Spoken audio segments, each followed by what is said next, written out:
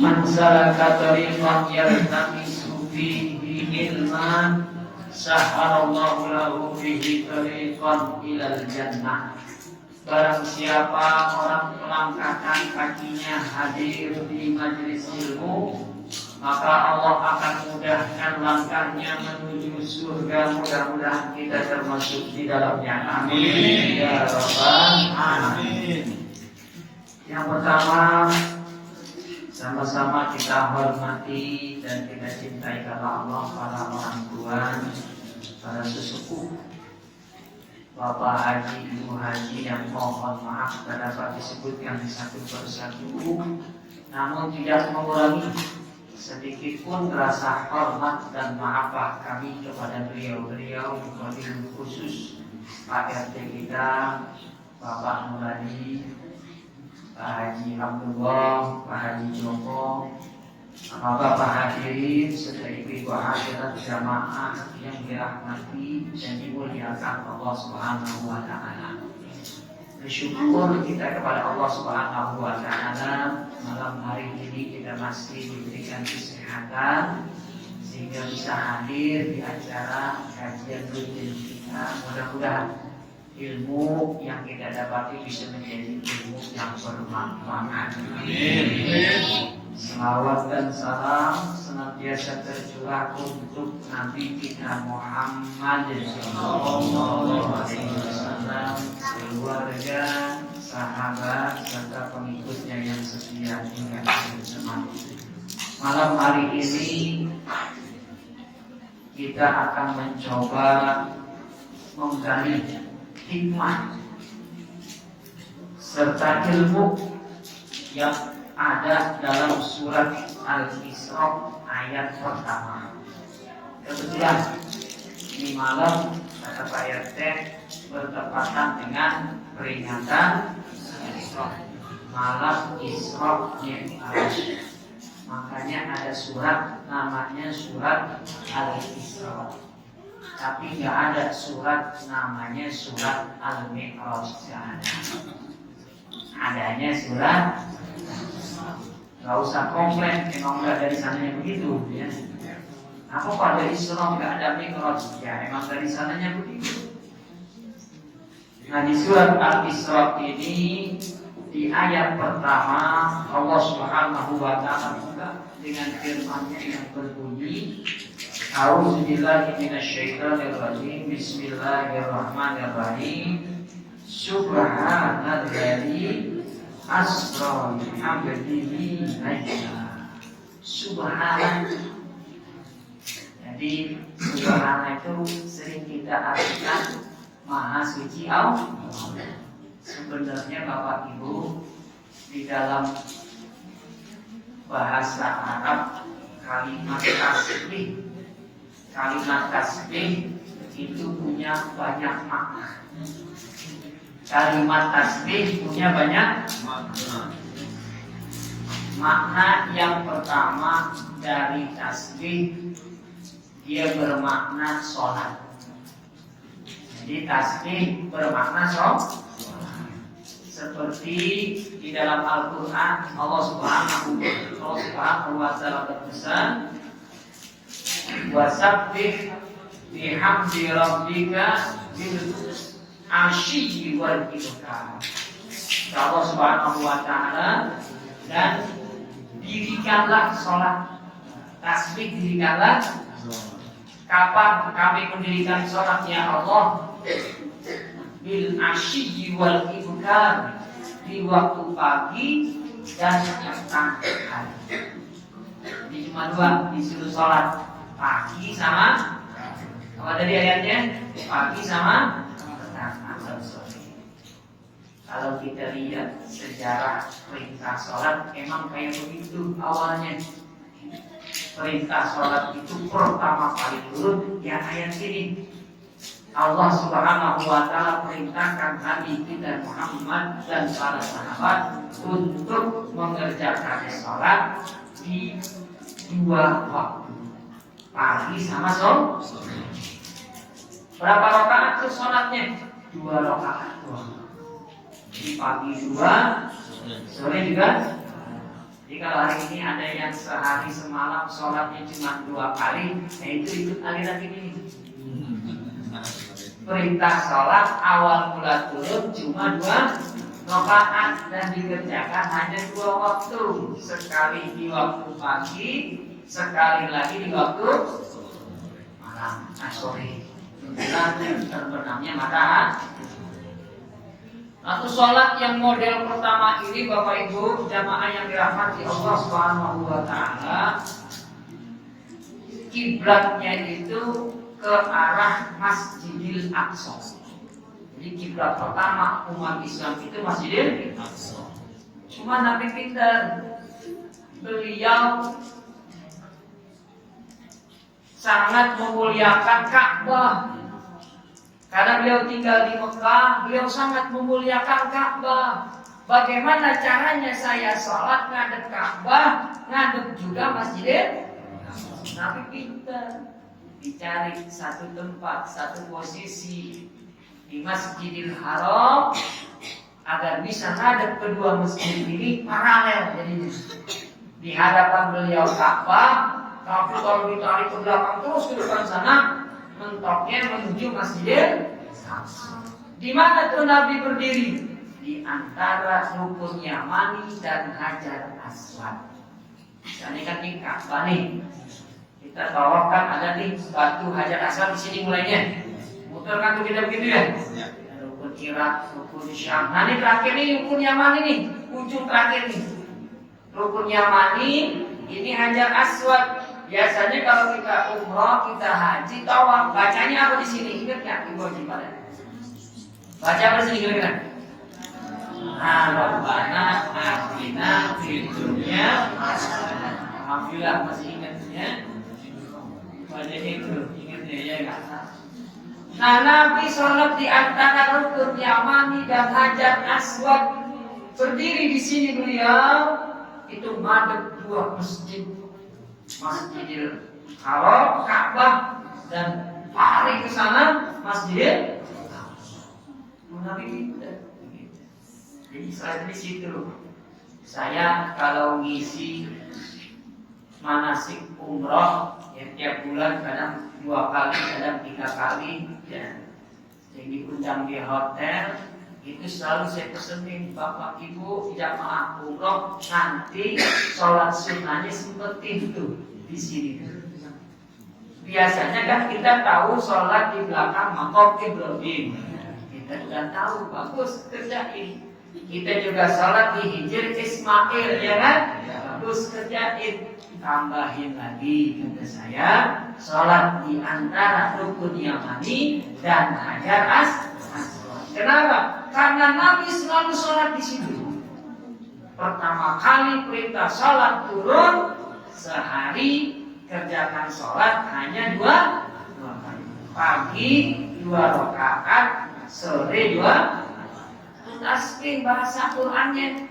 Wasabbih bihamdi rabbika bil ghuduwi wal ibkar. Kerjakanlah sholat kata Allah Subhanahu wa taala 2 rakaat doang, pagi sekali, sore sekali.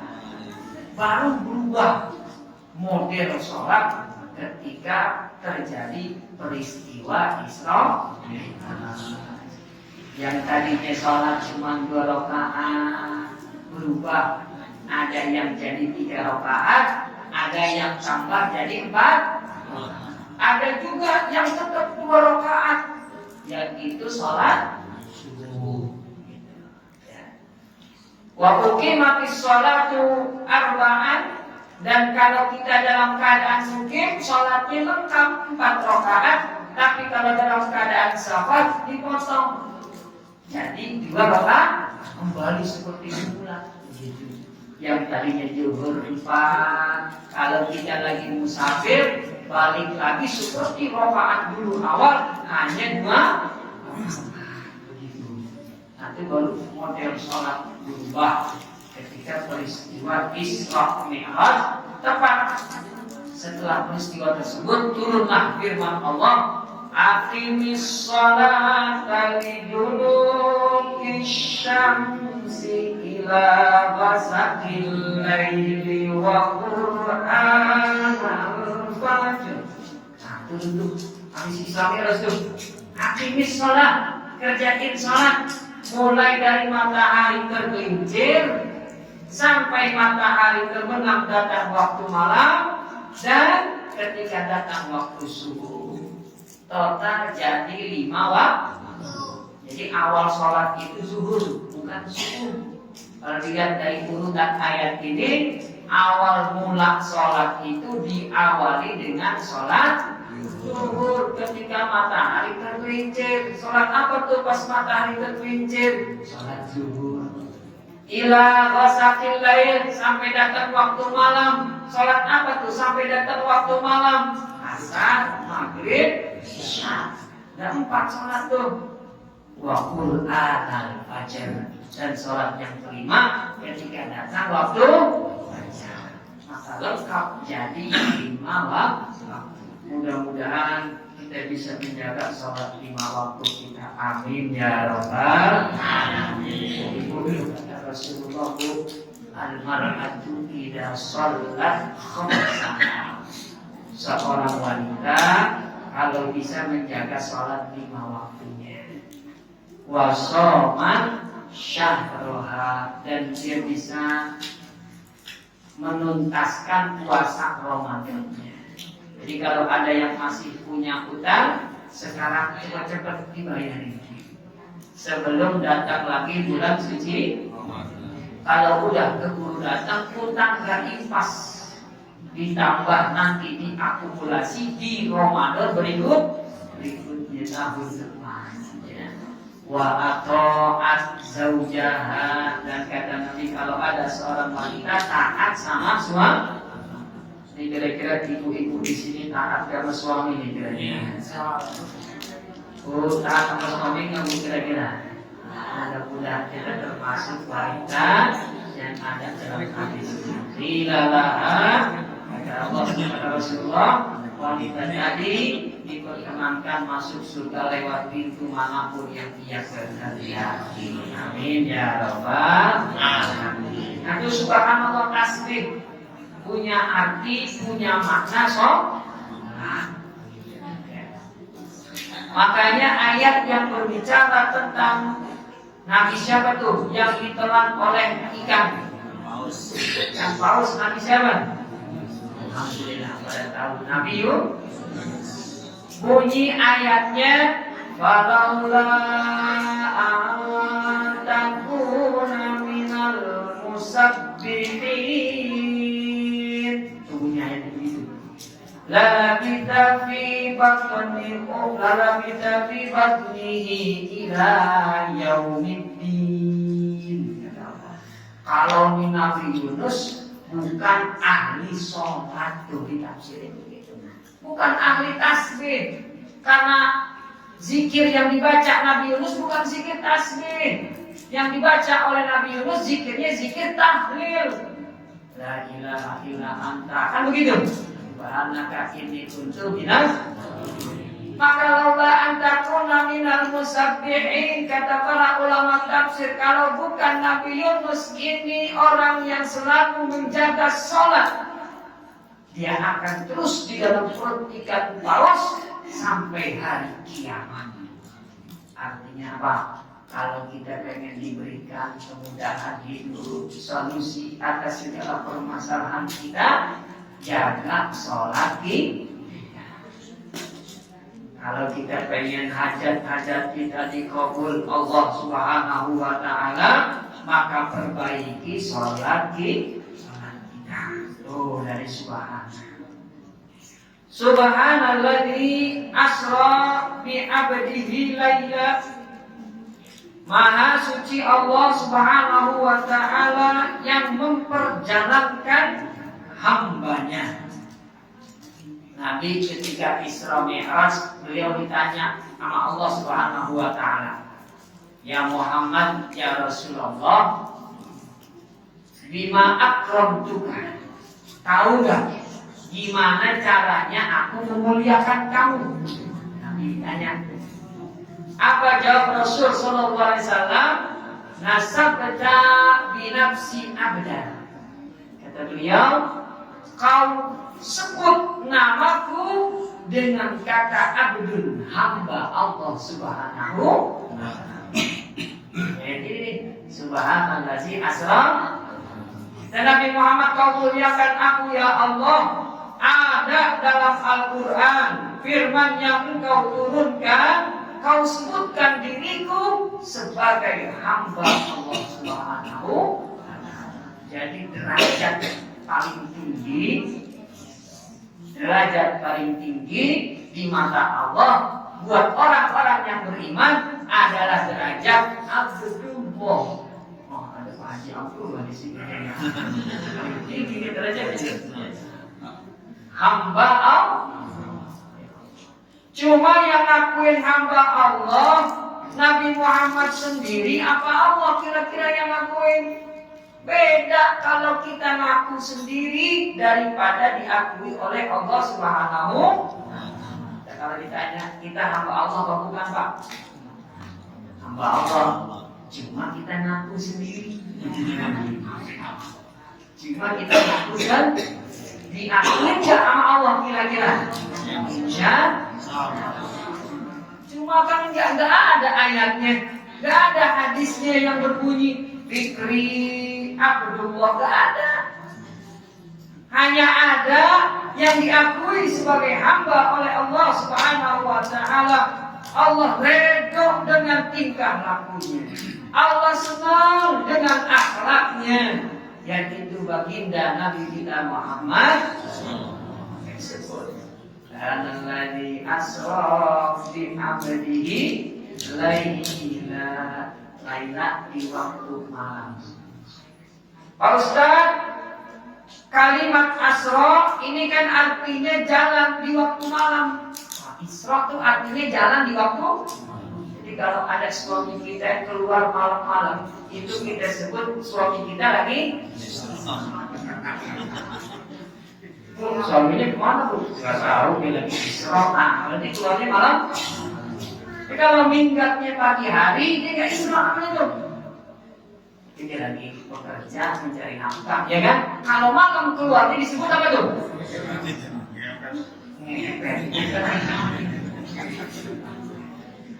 Ada tuh duit protok di sini, namanya duit protok apa tuh? Isra. Mungkin dia dagangnya malam kali ya. Saya nggak tahu sejarahnya, ya. Nah, apa ada itu? Oh, keponakan Pak RT. Kebuat Isra, ya. Goyang jalan malam begitu ya kan. Ya, itu Isra. Kalau di dalam bahasa Arab udah disebutin kata Isra, nggak perlu lagi dikasih tahu malam. Orang Arab udah tahu pasti jalannya di malam hari. Kenapa Allah datangkan dalam ayat ini kalimat malam? Asra bi 'abdihi laila. Gak pakai laila juga kita udah tahu kata orang Arab. Nabi diperjalankan Allah di waktu malam. Hanya peringatan Isra Mi'raj biasanya malam hari. Nanti malam habis isya saya ngisi di perumahan UI situ ya. Malam jarang ada yang ngadain subuh pagi. Nah kalau subuh bukan Isra Mi'raj namanya hadirin ini. Kalau Isra Mi'raj peringatan itu Pak malam. Yang paham gitu, kadang-kadang mereka yang tidak paham. Ngadain habis subuh peringatan Isra subuh bukan Isra Mi'raj. Kuliah subuh. Kalau Isra Mi'raj pasti diadainnya Lailan. Apa rahasianya kok disebut waktu malam? Allah ingin kasih tahu kepada kita yang baca ayat ini dari kata lailan itu menunjukkan lailan ini nakiroh dalam bahasa Arab. Kalau kita belajar bahasa Arab, lailan ini dalam bentuk nakiroh. Nakiroh itu nggak ada alif lam di depannya, nggak ada alif lam, maknanya umum tuh kalau lailan. Maka dari mana lailan ini? Faedah dari nakiroh adalah sebagian di waktu malam. Jadi ke semua malam, hanya sepertiga malam saja. Allah Nabi kita Muhammad diperjalankan Allah Subhanahu wa ta'ala dari mana tuh? Minal masjidil harami ilal masjidil aqsa. Dari Masjidil Haram menuju Masjidil Aqsa. Kalau kita lihat di map Google Map itu kurang lebih 1.500 kilo jalan kaki. 1.500. Ada yang kampungnya di Medan. Ada nggak yang kampungnya di Medan?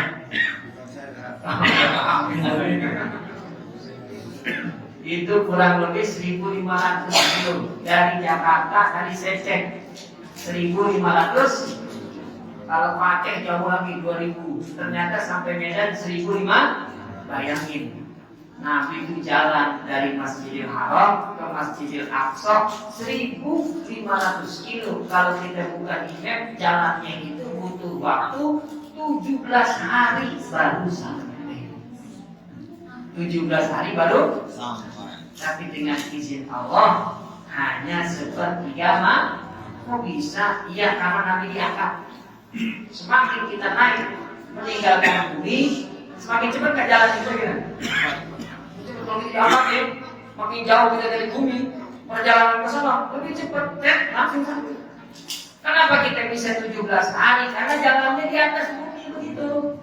Semakin diangkat, semakin cepat. Nah, begitulah ya, secara logika memungkinkan terjadinya peristiwa Isra ya, perjalanan di malam hari ini hanya dalam waktu sepertiga malam. Makanya kalau kita kaji sejarah peristiwa Isra Mi'raj itu terdapat 6 episode. Kalau film kan ada skennya tuh, ada 6 episode. Jadi ada 6 kisah Isra Mi'raj. Yang pertama, sebelum berangkat, di Masjidil Haram, Nabi diapain? Dibersihin hatinya, dibelah, dibersihin, ya. Apa yang dibersihin? Rahmat Nabi Muhammad kepada iblis dan syaitan. Nabi Muhammad itu orangnya lembut, orangnya rahmat, orangnya kasih sayang, orangnya kesianan. Allah nggak mau Nabi Muhammad punya rasa kasihan kepada iblis. Makanya dibersihin, itu dibuang. Bukan dihilangkan penyakit akhlak buruk Nabi Muhammad dibersihin, enggak. Nabi Muhammad akhlaknya udah baik. Dari sebelum dia diangkat menjadi Rasul, akhlaknya sudah mulia. Jadi belek dada Nabi Muhammad di Masjidil Haram. Saat itu ingin dibersihkan oleh Allah Subhanahu wa Ta'ala sifat rahmat, belas kasih Nabi Muhammad kepada iblis dan syaitan. Karena Allah mengharapkan rahmatnya, kasih sayangnya kepada iblis dan syaitan. Itu sekian pertama. Apa itu episode pertama sebelum berangkat terjadinya di Masjidil Haram. Episode kedua berangkatnya itu dari Masjidil Haram ke Masjidil. Di situ Nabi melihat Nabi Musa alaihi salam. Ya, di antaranya kisahnya itu ya. Nah, kata Nabi Muhammad, saya ketika Isra melihat makam Nabi Musa. Jika seandainya kalian bersamaku melewati negeri Syam. Negeri Syam itu termasuk Mesir dan Palestina, Suriah. Akan aku tunjukkan di mana kuburnya Nabi Musa alaihi salam. Begitu. Itu yang kedua. Episode yang ketiga, kumpul para nabi dan rasul di Masjidil Aqsa. Episode ketiganya itu kisahnya. Di antara kisah yang menarik di sini, Nabi mimpin sholat.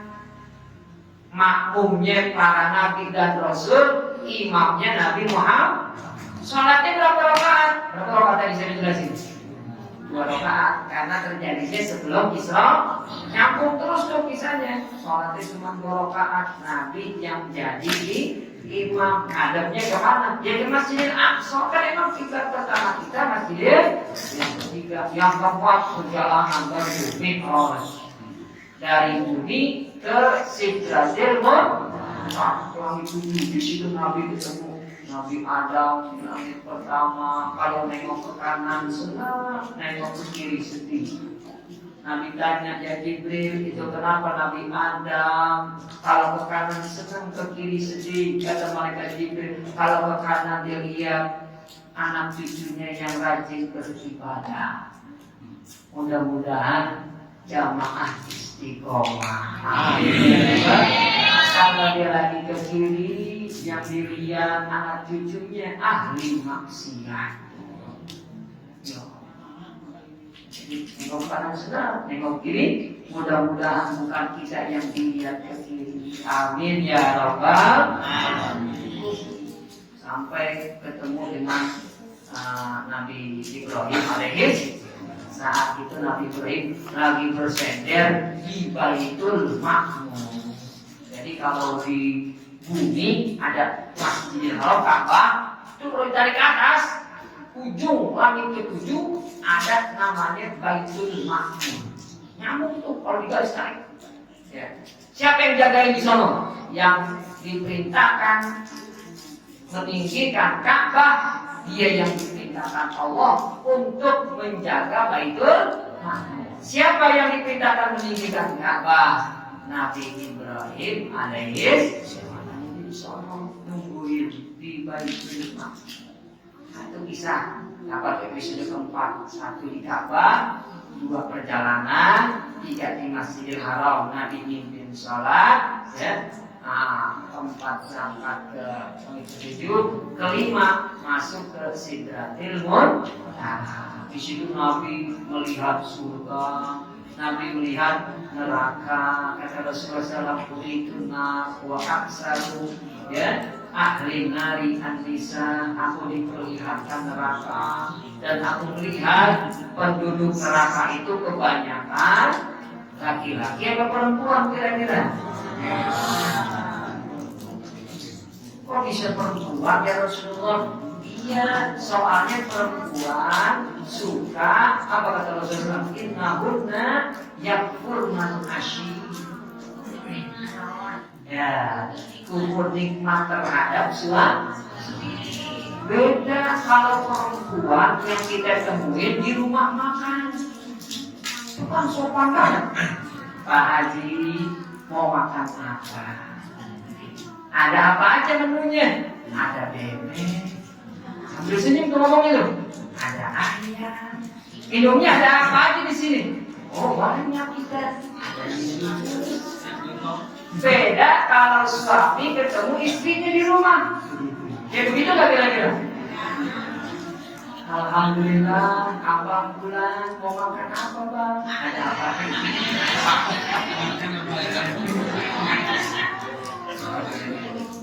Ada gak kira-kira istri melayani seperti pelayan tuh di restoran?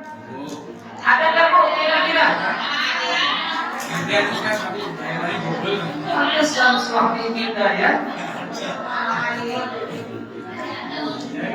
Beda pelayanannya, ya kan, perempuan dengan istri.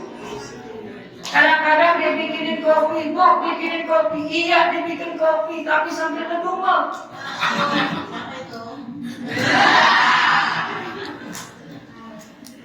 Kopi lagi ya enggak, orang sinetronnya lagi seru-serunya bang, merah, tapi dibikinin juga sambil apa kira-kira?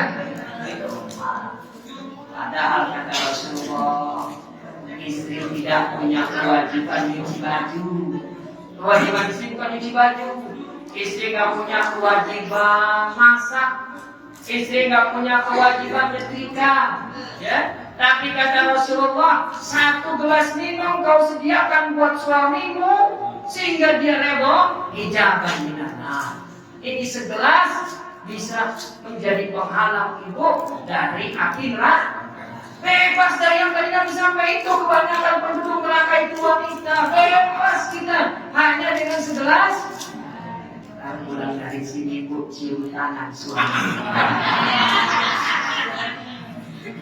Sediain air yang banyak ada.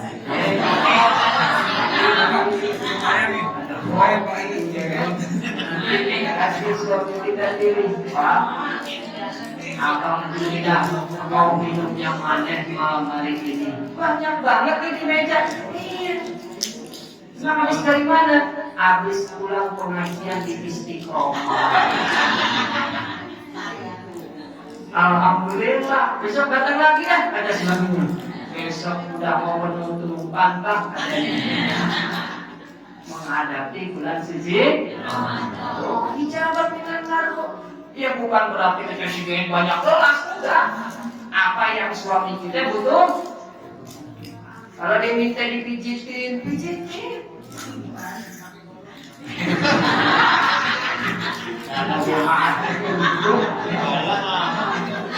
Pengen selamat kan dari neraka kena-kena. Hebat itu. Ada suaminya bu. Tuh ya, kita balik lagi nih. Ilal masjidil haram, ilal masjidil allazi barakna haulahu. Kata Allah kasih kabar nih. Masjidil Aqsa, tanah Palestina itu aku berikan keberkahan. Beda tanahnya ternyata. Tanah di Masjidil Aqsa itu suburnya luar. Makanya orang Yahudi dulu pertama kali datang ke Palestina, mereka itu bercocok tanam. Buah-buahan tuh, mereka pintar, kaya di situ mereka. Ekspor impor buah-buahan dari Palestina. Negerinya memang diberkahi Allah. Jadi hanya waktu Nabi Ibrahim berdoa ketika mendirikan Ka'bah, kan Nabi Ibrahim berdoa, warzuq ahlahu minas samarot. Di antara doanya, jadikan nih negeri Mekah yang tandus, itu negeri Mekah yang tandus, berikan buah-buahan yang banyak. Maka Allah perintahkan malaikat Jibril untuk turun ke bumi. Ya Jibril, kekasihku Nabi Ibrahim berdoa agar negeri Mekah dijadikan negeri yang subur, padahal di sana tandus. Jibril, pergi kau ke Palestina, ambil tanah Palestina, taruh di samping Baitullah. Di mana tuh Jibril taruh tanah Masjidil Aqsa? Di samping Masjidil Haram, tepatnya di satu daerah yang dikenal dengan nama Taif. Makanya sampai sekarang Taif itu subur, buah-buahan banyak, dingin kita kalau di sana. Ibu saya baru pulang tuh hari ini dari umroh, ya, cerita di Taif enak, buah-buahan banyak. Ya enak iya. Dari dulu, dari sejak zaman Nabi Ibrahim, Taif itu udah diberikan tanah subur. Dari mana tuh tanahnya bisa subur? Diambil dari tanah Palestina. Sama tuh kandungannya tuh, tanahnya tuh di Taif sama di Palestina. Buahnya juga sama, luar biasa. Karena Allah. Begitu tanah diambil sama malaikat Jibril, tuh tanah dengan izin Allah bisa ngomong. Jibril, Allah bawa aku kemana? Kira-kira kalau kita lagi ngambil tanah ngomong, kita kabur nggak tuh kira-kira? Kabur kita, akan bisa ngomong. Kata malaikat Jibril, aku diperintahkan Allah untuk memindahkan kamu ke samping rumahnya di bumi. Senang dia di tanah. Alhamdulillah, pindah saya ke Masjid Baitullah yang di samping rumah Allah Subhanahu wa taala. Ya Jibril, boleh enggak saya minta satu permintaan? Apa tuh? Tolong sebelum saya ditaruh di samping Baitullah, puterin saya tuh di Ka'bah. Makanya disebut tanahnya tanah Taif. Taif itu artinya dalam bahasa Arab yang keliling tawaf. Kalau sa'i, sa'i, yang sa'i dulu. Kalau yang tawaf, Taif. Yang kagak enak, kalau melontar jumroh, nyambit deh. Romi, kalau Romi artinya orang yang melontar. Makanya jangan namain anak kita Romi. Nanti dia tukang lemparin no.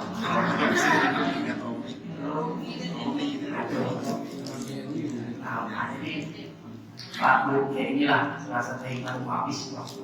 Ya, jadi tidak lain adalah perintah sholat kita jaga. Kita kita temukan banyak di beberapa masjid, banyak permasalahan tentang sholat. Jadi antaranya ada jamaah yang gak suka kalau imamnya anak muda, ya. Padahal suaranya bagus, bukan di sini, di tempat lain. Saya temui Pak Ustadz ada jamaah satu, kenapa? Dia kagak setuju kalau yang imam anak muda. Emang anak muda kenapa? Bacaannya bagus nggak? Bagus.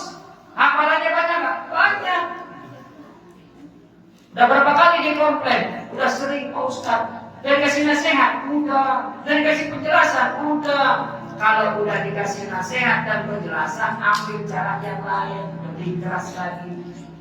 Itu jamaah gak usah sholat di sini. Di mana kan dia sholat? Yang penting di masjid yang lain.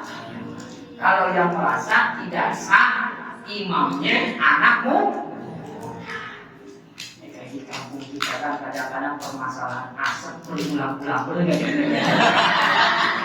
Kira-kira apakah tindakan Pak RT sama? Kejadian asap 1, 2, 3 kan beda Pak RT, ya kan? 1 ditegur, 2 diajak ngomong, ya kan? Berikutnya kan ada tindakan keras. Akhirnya lebih tahu, ya kan? Permasalahan yang sama berulang, ya tindakannya pun berbeda.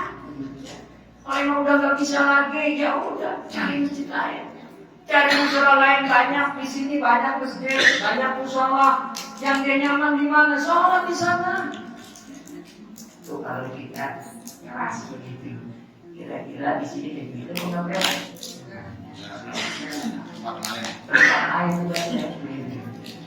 Anaknya di sholat di tempat lain, begitu ya kan? Jadi mudah-mudahan di masjid Allah sebutkan dalam peristiwa Isra dan Mi'raj, mudah-mudahan kita semangat untuk mendatangi masjid. Amin ya rabbal. Ujung ayat Allah tutup innahu huwas-sami'ul basir. Sesungguhnya Allah Maha mendengar lagi Maha melihat. Mendengar apa ya Allah? Mendengar ucapan orang kafir yang menghina Rasulullah. Nabi Muhammad dihina. Apa hinaannya? Apakah Nabi dibilang orang gila? Enggak. Mereka tahu kalau Nabi Muhammad dibilang orang gila, kita yang dikatain. Orang Nabi Muhammad sehat, akhlaknya karimah, mulia. Mereka nggak ngatain gila. Apa yang dikatain? Nabi Muhammad dianggap tukang sihir. Kan begitu ya kan? Wa huwa bikahin qalilan ma tu'minu. Tidaklah engkau ya Muhammad tukang sihir, tapi sedikit mereka yang mengetahuinya. Tapi tidak dibilang gila. Nah, mereka tahu Nabi Muhammad sehat walafiat. Itu Allah dengar tuh. Mereka mengatainya Rasulullah. Basyir, Allah juga melihat apa yang Allah lihat, penderitaan Nabi kita Muhammad Sallallahu Alaihi Wasallam.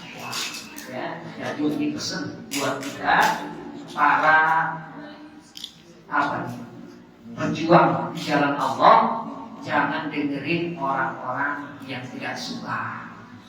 Ya, jangan kita terpengaruh dengan ucapan orang-orang yang tidak suka. Tandanya kalau kita gak disukai itu sukses. Masjid kita nih, musola, istiqomah. Ada yang gak suka sama kita Pak Ustaz. Biarin, tandanya musola kita sukses. Kita punya majelis taklim, dikatain sama orang majelis kagak benar tuh. Itu tandanya majelis kita sukses. Dan Nabi Muhammad dikatain, jangan mengendorkan semangat kita. Jangan sampai akhirnya kita nampak udah kamu begini lagi dayanya. Teruslah kita berada di jalan yang diridhoi. Insya Allah nanti Allah berikan kemudahan dalam hidup kita. Allah berikan rumah tangga kita. Allah meninggalkan kita nanti dalam keadaan husnul. Insya Allah. Ini saja. Setelah 5 waktu Isya, silakan kalau ada yang mau ditanyakan 1 atau 2 pertanyaan.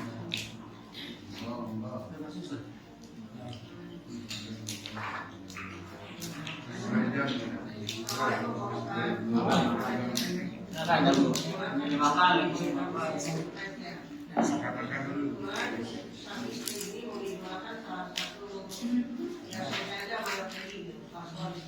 Mengidolakan apa? Mengidolakan siapa? Apa? Mario Teddy. Paslon 2 sih nggak kenal ya Pak. Oh gitu. Nah, iya. Mau nggak? Suaminya marah.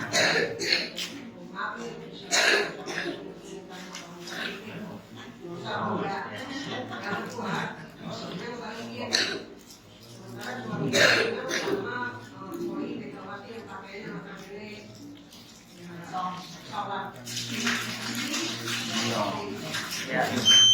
Pertanyaannya,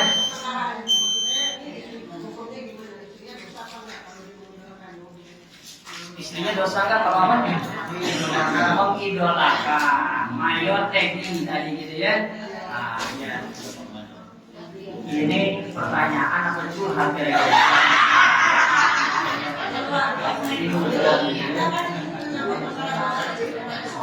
Ya, jadi saya jawab secara umum.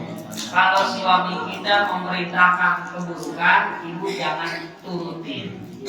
Ibu suami kita sakit, lu jangan bilangin saudara gue kagak mau saudara gue tahu gue sakit. Akhirnya kagak dibilangin sama dia sama saudaranya makin kritis. Akhirnya dia juga yang repot. Jadi kalau suami kita bilangin sesuatu, merintahin sesuatu tidak benar, jangan diturutin. Jangan diturutin. Sekalipun kita lihat tingkah lakunya juga buruk, jangan dilihat itunya. Karena tiap orang kan apa tuh? Ketika dia memerintahkan kita untuk sholat duha, dianya misalnya kagak sholat duha, ya kita sebagai istri ikutin aja. Kira-kira kalau suami kagak duha perintah sholat duha, istri sholat nggak tuh kira-kira? Jadi yang ngajarin kita kebaikan jangan dilihat pribadinya, tapi lihat isi perintahnya. Apakah bersalah dia mengidolakan Mayor Teddy? Saya nggak kenal Mayor Teddy. Mengidolakan siapapun boleh, ya, dengan catatan kita bangga dengan akhlaknya, kita bangga dengan kedermawanannya boleh. Tapi kalau kita bangga dengan ketampanannya, nah itu nggak boleh. Nah, kasihan nanti suaminya, ya kan? Tapi saat Nabi Mi'raj, kan ada perintah Pak Ustaz ya? Ya, kita. Terus tanggapan Nabi apa ya saat Mi'raj itu ya? Apa mereka langsung diterima? Apa ada beberapa pertimbangan dia untuk melakukan itu? Nabi Muhammad. Ya. Ya, jadi Nabi Muhammad itu ketika di Mi'rajkan, ya, Nabi tidak keberatan. Beliau terima karena ini menghibur hati beliau. Ini Nabi lagi sedih, dihibur diajak jalan. Jadi jamaah kalau lagi sedih diajak jalan boleh. Itu namanya Islami Allah begitu ya kan. Assalamualaikum warahmatullahi wabarakatuh. Baik, kita sudah mungkin ada apa kita Ramadan dan makan tambahan. Nah, Assalamualaikum.